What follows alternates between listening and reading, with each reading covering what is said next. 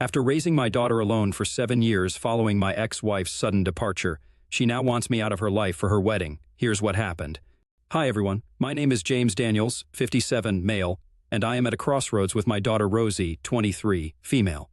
About 7 years ago when Rosie was just 16 years old, my wife Linda, 55, female, left us. She didn't say anything, just randomly left. I met Linda in college. I was 22 and she was 20. It was one of those typical love stories where we locked eyes at a party and just clicked. She had this incredible laugh that could light up the room and a way of making everyone feel important. We dated for 3 years, and I proposed to her on a wintry night in a park. It was snowing lightly, and she said yes with tears in her eyes. We were so happy then. I really thought we'd be together forever. We got married in a small ceremony with just our close family and friends. Linda looked stunning in her white dress, and I was the happiest man alive. For the first few years, everything was great. We had our ups and downs like any couple, but nothing we couldn't handle. We even bought a little house in a quiet neighborhood and turned it into our cozy home. Then Rosie came along, and everything changed. She was the most beautiful baby I had ever seen, with her mother's eyes and my smile. Being a father was the best thing that ever happened to me. I remember staying up late at night holding Rosie and dreaming about our future together. Linda was a wonderful mother at first. She doted on Rosie and seemed genuinely happy. But as the years went by, things started to change. Linda became distant. She wasn't the vibrant, happy woman I married. She seemed unhappy, but whenever I tried to talk to her about it, she'd brush me off or get defensive. I didn't know what was wrong, and she wouldn't tell me. We started arguing more and more. I'd come back home from work, and she'd be in a bad mood, snapping at me for no reason. I tried to be understanding and supportive, but nothing I did seemed to help. I remember one day, about a year before she left, she told me she needed some space. She said she felt trapped and needed time to figure things out. I was devastated but agreed to give her some space. She moved into the guest room, and our communication became even more strained. We were like two strangers living under the same roof. Despite the tension, I tried to keep things normal for Rosie's sake. She was a teenager and going through her own struggles. I didn't want her to see the cracks in our marriage. Linda still cared for Rosie, but it was clear she was struggling with her own issues. I thought maybe she was going through a midlife crisis or something, but I never imagined she'd actually leave us. One day, I came home from work and found a note on the kitchen table. It was from Linda, saying she needed to leave and find herself. She didn't give any specifics or say where she was going. She just said she couldn't do it anymore and hoped I'd understand. I was in shock. I couldn't believe she would just walk out on us like that. I felt like my whole world had come crashing down. Rosie was heartbroken. She kept asking me why her mom left, and I didn't know what to say. How do you explain something like that to a teenager?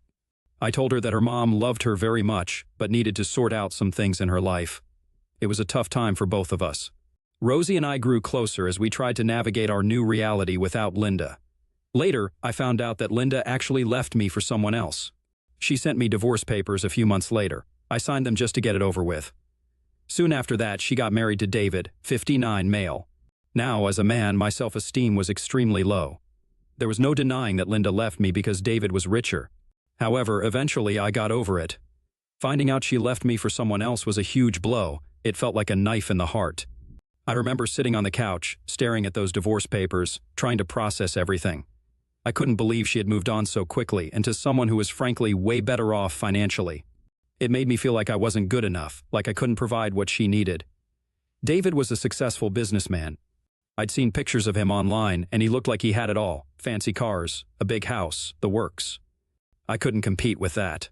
I worked a regular job, just enough to pay the bills and provide for Rosie. Linda had always been supportive of my work, or at least I thought she was. I never imagined she wanted more, that she felt like she was missing out on the luxurious life. When she married David, I was devastated. I felt like I was being replaced, not just as a husband, but as a father too. David was the kind of guy who could give her everything she ever wanted, and that stung. I spent a lot of time questioning myself and wondering what I did wrong. It was a dark period, and I often felt like I was drowning in my own self-pity. For a while, I just went through the motions. I took care of Rosie, went to work, and tried to keep things together, but inside, I was a mess. Rosie noticed, of course. She tried to be strong, but I knew she was hurting too. She missed her mom, and it was hard for her to understand why Linda chose to leave us for someone else. Eventually, I realized I had to pull myself together for Rosie's sake, if not for my own.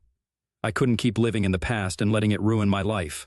Years passed, and Rosie got more used to life without her mom. She stopped asking questions and just accepted that Linda wasn't around. She focused on her college and friends, and I think that helped her cope. But then one day, out of the blue, Linda reached out to her. I remember the day Rosie told me her mom had called her.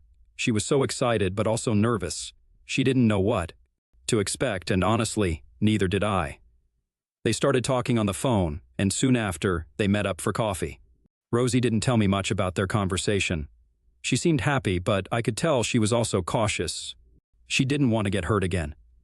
I tried to be supportive, telling her that it was good to have her mom back in her life. Deep down, though, I was scared. I didn't want Rosie to get her hopes up and then be let down if Linda decided to leave again. Over time, their relationship seemed to grow. They would meet up occasionally, and Rosie started mentioning her mom more often. She would tell me about their chats and the things they did together. It sounded like they were getting along, and that made me happy. Rosie deserved to have her mom in her life, and I hoped that Linda would stay this time. Things took a turn a few months ago when Rosie told me that she was getting married. She was so excited, and it made me happy to see her so thrilled. She also mentioned that she would be inviting Linda and David. While I wasn't too thrilled about seeing them, I was genuinely happy for Rosie. It was her big day, and I wanted it to be perfect for her. Rosie started planning the wedding with so much joy. She talked about the dress, the flowers, the venue. I was excited to see my little girl get married and start this new chapter in her life. We had a few planning sessions where she shared her ideas, and I offered my help in any way I could. I thought everything was going smoothly and that I would be part of this special occasion. However, about 2 weeks ago, Rosie came to my house saying that she wanted to say something important. She looked serious, and I could tell she was nervous. I thought maybe she was going to ask for advice or tell me something about the wedding plans, but it was something much more unexpected. She sat me down and told me that Linda and David were willing to pay for the entire wedding, but there was a condition. They would pay for everything, given that I wouldn't come to the wedding. I was shocked. I didn't know what to say at first. I just sat there staring at her, trying to process what I had just heard. I told her this was ridiculous, and that I was her father. I couldn't understand why she would agree to such a thing. I asked her who would walk her down the aisle if I wasn't there. She said David had agreed to do that. Hearing that was like a punch to the gut. I was hurt and confused. I saw it in her eyes that she had already made her decision, and that broke my heart even more. I asked her how she could do this to me after everything we had been through together. How could she just cut me out of such an important moment in her life? She almost seemed annoyed by my question, like she didn't understand why I was so upset. She said that David was better because he could afford to pay for the wedding. It was like she didn't even care about my feelings. I was heartbroken. I couldn't believe my daughter, my little girl, who I had raised and loved, could be so cruel. It felt like all those years of being there for her meant nothing now. I told her, okay, if that's what she wanted, then I was okay with it, but I wasn't fine with it at all. Inside, I was shattered. It felt even worse than when Linda left me. At least then I had Rosie to hold on to. Now it felt like I had lost her too. I was in no way a poor man. I had a good job and a comfortable life, and I always managed to provide for Rosie. But I definitely couldn't give her the kind of extravagant wedding that Linda and David could. They had money and connections that I just didn't have. Still, I had one thing I had been saving to give her as a wedding gift, something that meant a lot to me. My parents left me a property in a highly affluent neighborhood. It was a beautiful house, much nicer than the one I lived in. I had always thought of it as Rosie's inheritance. I had planned to give it to her on her wedding day as a surprise gift. I thought it would be a perfect start for her new life. It was my way of showing her how much I loved her and how much I wanted to support her future. But since I wasn't invited to the wedding, I started to question if there was any point in giving her this gift. I mean, why would I give her something so valuable if she didn't even want me at her wedding? It hurt to think that she might not care about my gift. Just like she didn't seem to care about my feelings when she chose David over me. I have a niece, Lily, who's 19 years old. She's a sweet, sweet kid, and I love her a lot. She's always been there for me, and we have a great relationship. She's studying hard, working part-time, and dreaming of her own future. She's kind and thoughtful and has always made an effort to keep in touch, even when things got tough with the family. I started to think about giving the house to her instead. Lily's family wasn't well off, and she had struggled a lot. I knew that a house like that would change her life. She could live there or sell it and use the money to fund her education or start a business. The more I thought about it, the more it made sense. There was someone who loved and appreciated me and who could really benefit from this gift. So I made the decision. I decided I was going to give the house to Lily. It wasn't an easy choice because deep down I still wanted to give it to Rosie, but I felt like it was the right thing to do. I didn't want to give something so precious to someone who didn't seem to value me or my presence in her life. When I told Lily about the house, her eyes lit up with joy. She couldn't believe it. She hugged me and thanked me over and over again. It felt good to see her so happy, to know that I was making a real difference in her life. It was a moment of joy in what had been a very difficult time for me. However, when Rosie heard about this, she wasn't having it. She called me, probably to try to talk me out of giving the house to Lily. I saw her name pop up on my phone, and my heart sank a little, but I didn't pick up. I wasn't ready for another confrontation or for more hurtful words. The next day, she came to my house. I could see her through the window, standing on the porch with a look of determination mixed with frustration. I knew this wasn't going to be a pleasant visit, but I opened the door anyway. She came in looking around like she was seeing the place for the first time in a long while. It felt tense, and I could tell she was gearing up to say something big. Rosie sat down on the couch and started to talk. She said she heard about the house and how I was planning to give it to Lily. Her voice was calm at first, but there was a hint of something more beneath the surface. She said she was surprised and that she thought the house was meant for her. It felt like she was trying to guilt-trip me, to make me feel bad for giving something valuable to someone else. She started to cry, or at least it seemed like crying at first. Tears welled up in her eyes, and she looked at me with this sad, almost pitiful expression. She said she couldn't believe that I would do something like this to her, that after everything she deserved the house. She talked about how much it would mean to her and how it would be a way to start her new life with her husband. It felt like she was trying to manipulate me, using those tears to get what she wanted. But the more she talked, the more it felt off. Her tears seemed forced, like she was putting on a show. She kept looking at me, waiting for a reaction, expecting me to crumble and give in to her demands. She said things like, "Dad, how could you choose Lily over your own daughter?" And, "Don't you love me?" It was painful to hear, but I could see through it. It was clear she was trying to use my emotions against me. Rosie talked about the wedding, how beautiful it was going to be, and how much it would mean to have a house like that to start her new life. She said David and Linda were only trying to help her have the best start possible, and that I was being selfish by not supporting her dreams. She made it sound like I was the bad guy, like I was the one causing all the problems. It was hard to listen to because deep down, I just wanted to make her happy. She kept crying and saying she couldn't understand why I would do this to her. She tried to make me feel guilty for not being at her wedding and for not being the one to walk her down the aisle.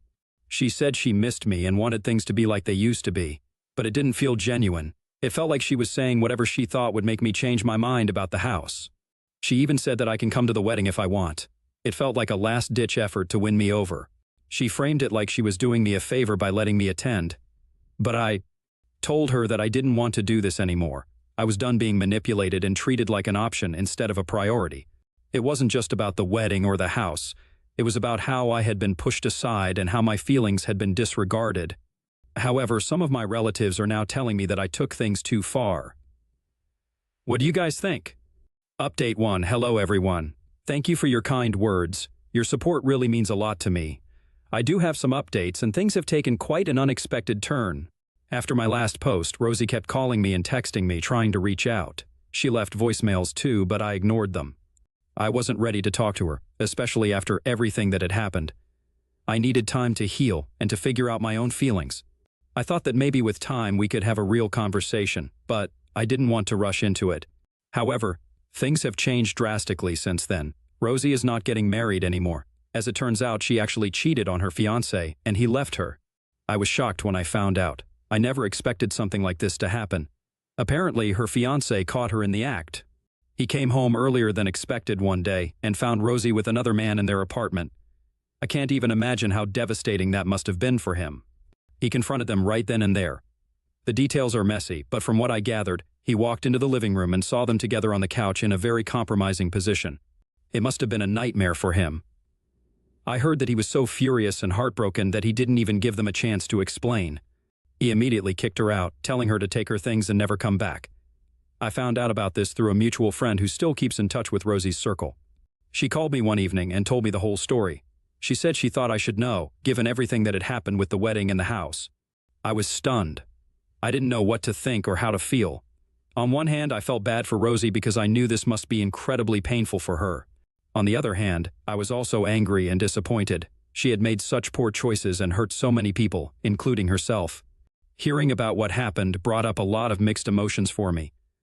I felt a deep sadness because despite everything, Rosie is still my daughter, and I don't want to see her hurt.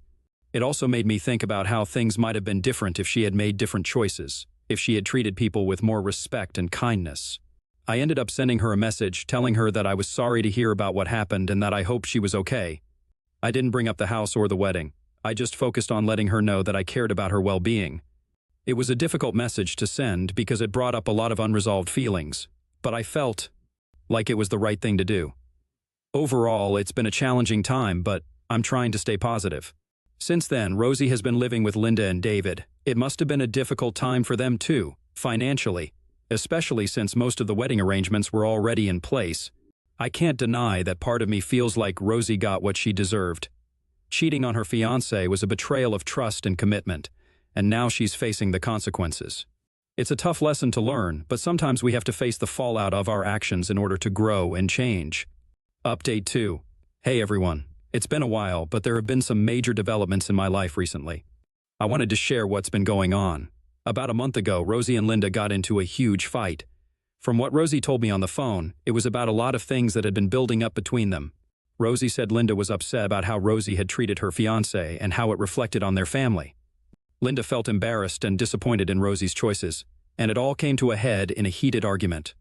Rosie called me in tears, asking if she could come stay with me for a while. She said things had gotten really bad between her and Linda, and she needed a place to stay until they could sort things out.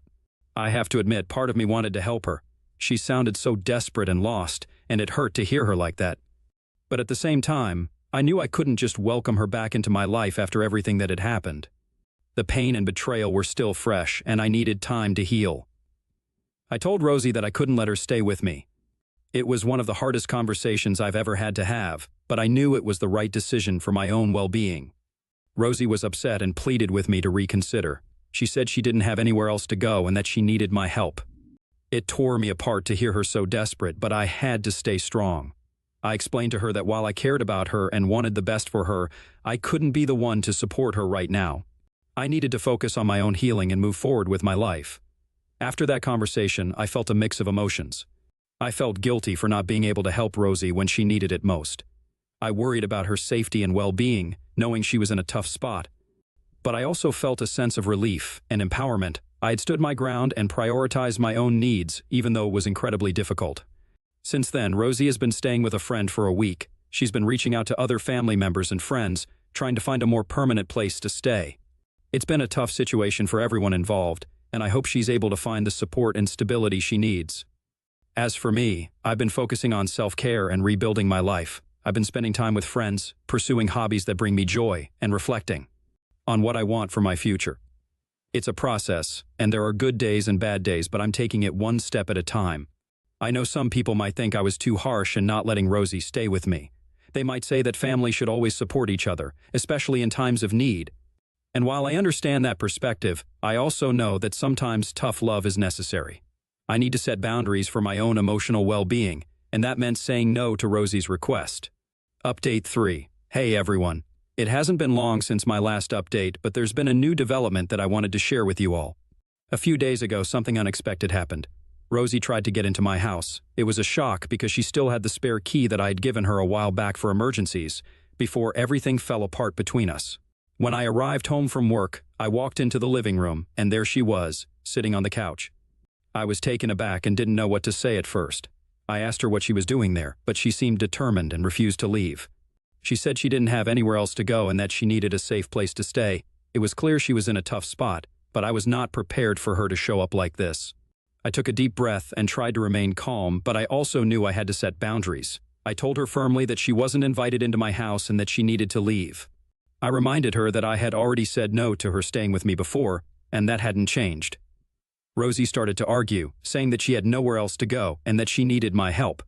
She pleaded with me to let her stay just for a little while until she figured things out. It was hard to see her like that, desperate and vulnerable. But I knew I couldn't let her manipulate me into letting her stay. As the conversation went on, she became more insistent and emotional. She tried to guilt-trip me, saying that I was abandoning her when she needed me the most. It was painful to hear, but I had to stay strong. I told her that if she didn't leave voluntarily, I would have to call the police. After Rosie realized I was serious about not letting her stay, she gathered her things and left my house. I could see the disappointment and hurt in her eyes as she packed up. It was a tough moment for both of us, but I knew I had to stick to my decision. About a minute after she left, I heard the doorbell ring again. I was hesitant to answer, but I saw it was Rosie through the peephole. She asked if she could at least come in to get some stuff from her room. I didn't want to prolong the situation, so I agreed, albeit reluctantly. I waited downstairs while she went up to her room. It felt surreal knowing she was in my house, even if just for a few minutes. Part of me wanted to talk to her and try to understand what was going through her mind, but I knew it wasn't the right time. About 5 minutes. Later, Rosie came back downstairs with a small bag of her belongings, and she left. I know some people might think I should have let Rosie stay or that I was too harsh in how I handled the situation. It's a difficult thing to navigate, especially when it involves family and emotions are running high. But I also know that I have to prioritize my own mental health and healing. Update 4. Hey everyone. I appreciate all the support and understanding you've shown me throughout this journey. I wanted to give you all a final update on where things stand now. Recently, some of my relatives came across this Reddit thread and showed it to Rosie. She was upset that I had shared our family issues with strangers on the internet. She confronted me about it, expressing her anger and disappointment. She felt like I had betrayed her trust by airing our private matters in a public forum. I tried to explain to Rosie that I made the decision to share my story as a way to process my emotions and seek support from others who might have gone through similar experiences. I told her that I didn't feel like I owed anyone an explanation for sharing my own feelings and perspective. As for Rosie, I have some positive news to share. She has managed to find an apartment, a small studio about 25 minutes away from my house. It's not far, but it's a step toward independence and stability for her. I'm glad she's taking this step and finding a place of her own where she can start to rebuild her life. On a positive note, I took my niece Lily to my parents' house to show her the new place. She was absolutely thrilled and excited about it, which made me really happy. Lily is currently in college, and I made her a promise that if she finds a job nearby after graduation, she can move into the house right away. I haven't officially transferred the house to Lily yet because there are some logistics to figure out. I want to make sure everything is set up properly and that she won't have to worry about taxes or any other legalities associated with the property. It's important to me that she starts her new chapter in the house without any unnecessary stress. I also want to take a moment to express my gratitude to each and every one of you who has supported me through this challenging time. Your words of encouragement, advice, and understanding have meant the world to me.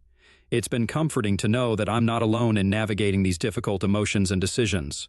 So, thank you.